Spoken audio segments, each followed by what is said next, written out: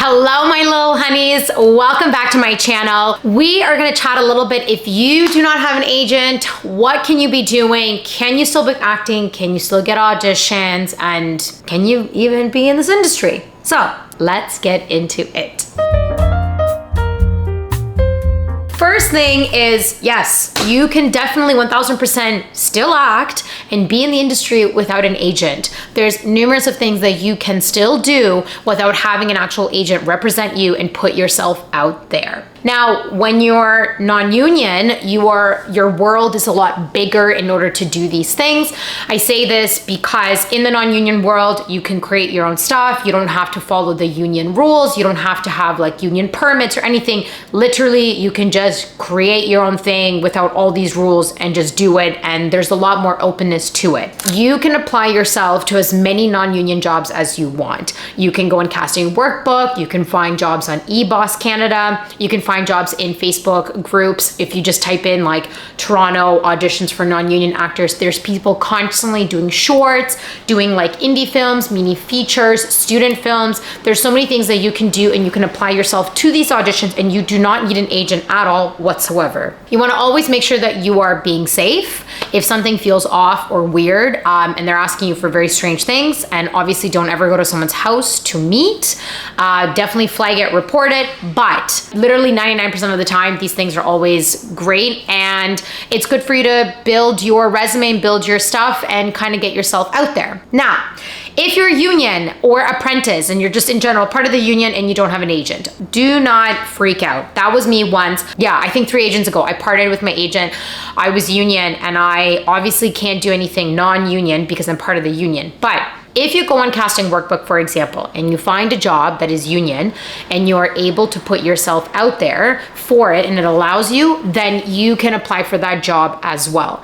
Also, some non-paying jobs, like student films, for example, will allow to have union actors on there. Because it's non-paying, you're able to be on there. And I've actually done, I believe, a short one time that didn't matter whether it was union or non-union, because it wasn't being paid. I was also able to be on it and audition for it. And I ended up getting casted and I played the part in this short film. There are ways that you can do this. Now, I do know people that have really good relationships and have been doing it for a while and kind of are able to get in with the casting without an agent. Yes, that is also possible. So if you know emails and you have a good repertoire with casting and you can get yourself in the room there, that is something that I've heard people have done. I personally have never done that because the casting doesn't know me that well to be like, yeah, sure, come on in. Like, you don't need an agent.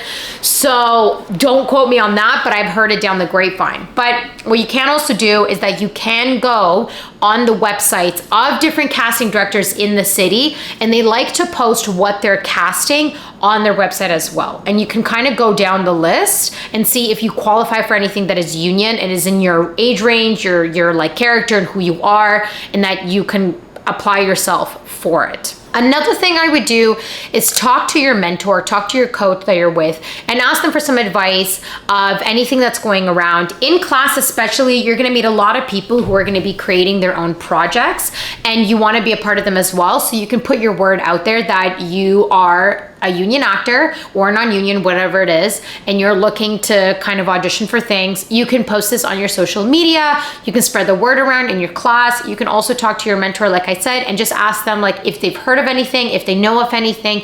Sometimes I've heard coaches like also have a really good connection with casting and maybe they can have a chat to be like, can I get this person into the room for you? Like, these things may happen. You just have to hustle a bit more when you don't have an agent because you're finding yourself your own auditions, and that is a little bit time consuming and can be a lot. But you get to learn a lot of interesting things of how the industry works when you're doing it for yourself. You also get to hold yourself accountable to see what exactly is in the industry and what you're applying yourself for. Because when an agent does it for you, you're kind of on your, like, you don't get to see that breakdown. You don't see what they apply you for. The only thing you see is the audition. Once casting likes you and has seen you package and wants you in the room, then you see that audition come in.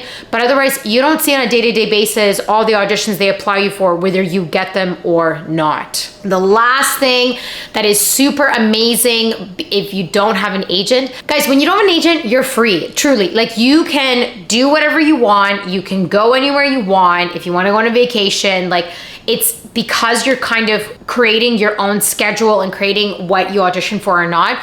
You can create as much of your own work as you want to. A lot of people talk about this all the time, but if you have a group of friends that are like, you know, big film people, they understand camera operating, they understand directing, producing, all that kind of stuff, I would start creating your own work, because you could actually end up building a really great demo and a package for yourself, and then you can apply these films for festivals. And then from festivals, a lot of the time you can get noticed. I actually knew this girl in my class, this was like maybe 2 years ago.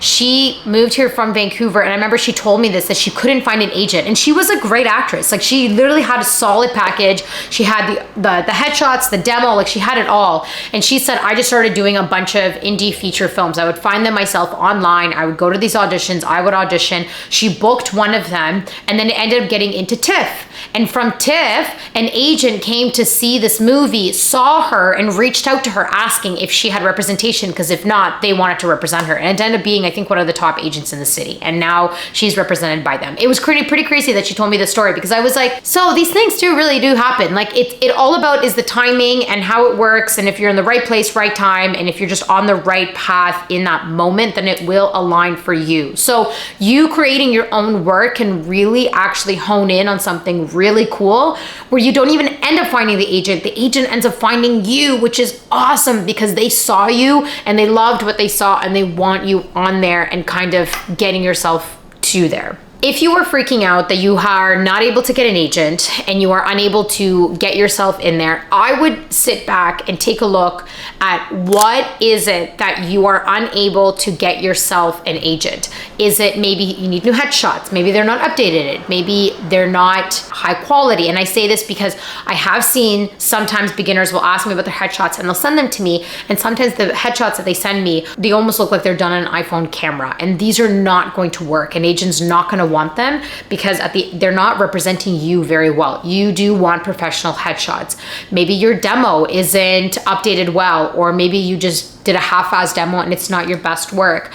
The other thing that I'd like to look at is, what are these agents saying back to you in the email? If the agent is saying, hey, I'm already I have too many people on my roster that look like you, that's not a no to you and your package. That just means in this moment right now, if I didn't have 10 redheads, I would have taken you on my roster. But because I already have 10 redheads, I cannot take you on my roster, because then it's just too much of a competition of redheads in my roster. So do remember that. It doesn't mean that it's a no to what you look like in your package, and that it doesn't mean that you're not good enough. It just so means that it's just not the right time to be signed with this agent, because they don't have space for you in that moment, because you already look like too many ABCs or whatever. So try to kind of not get your head wrapped around that. Now, if an agent is telling you oh no, because I just feel like your headshot is I would take that advice. Truly, I would honestly take that advice and be like, okay, what is it about my headshots that you didn't like? And sometimes an agent can give you really constructive criticism back, and then you can take it and reapply it and see what happens after that. I'd also get you to check out your package with your coach that you're working with in class. Just ask them to shoot them an email. You can do maybe even a career session. I know coaches do that. And then you can just ask them hey, what's going on here? How come I'm unable to get into the room with an agent and I can't get one? What am I doing wrong here in my package that maybe isn't showcasing what it should be? Can you take a look? I've done the one with Jeff before, where I was it wasn't with agents, it was for casting. I was like, what is happening here? Can you take a look at? And it was really informative, because when you get another eye to look at your package, they can see something that maybe you have missed, or you're not even seeing because you didn't even know or flag that it's an issue. And they obviously have a lot more experience, have been in the industry for far much longer, and they can see something that can really help you. So I would definitely reach out to someone that, or even like friends, like if you have friends that are in the industry that have agents or this, then 1000% get them to take a look at it. Speaking of friends and speaking of coaches,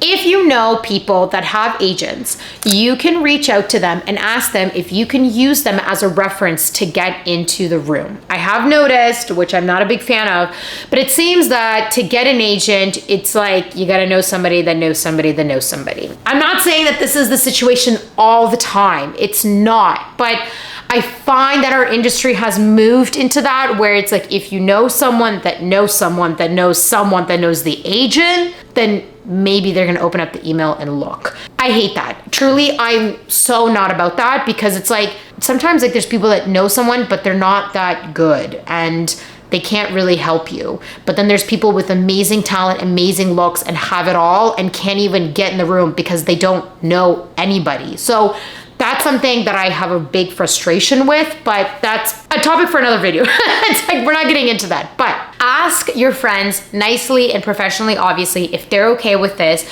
if they would put in a good word for you, and if they would possibly allow you to use their name as a reference to this agent.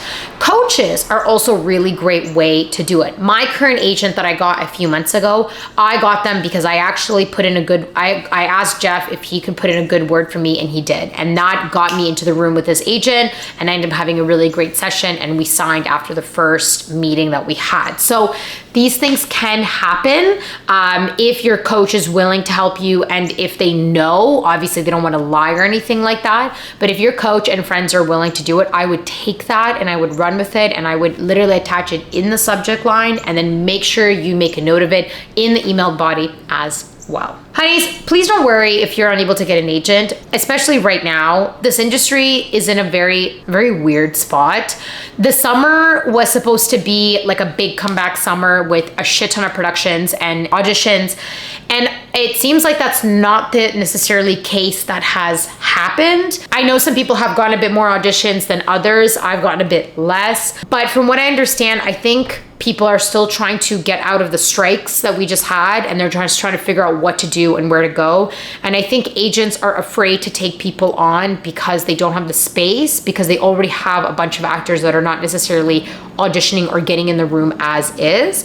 So I wouldn't worry. I would just let it pass. I definitely think from what I hear that it's supposed to really pick up and get back to normal things in 2025. So I would go to class, get yourself ready, learn the craft, work on it, get that package in really good order, and then try again in 2025.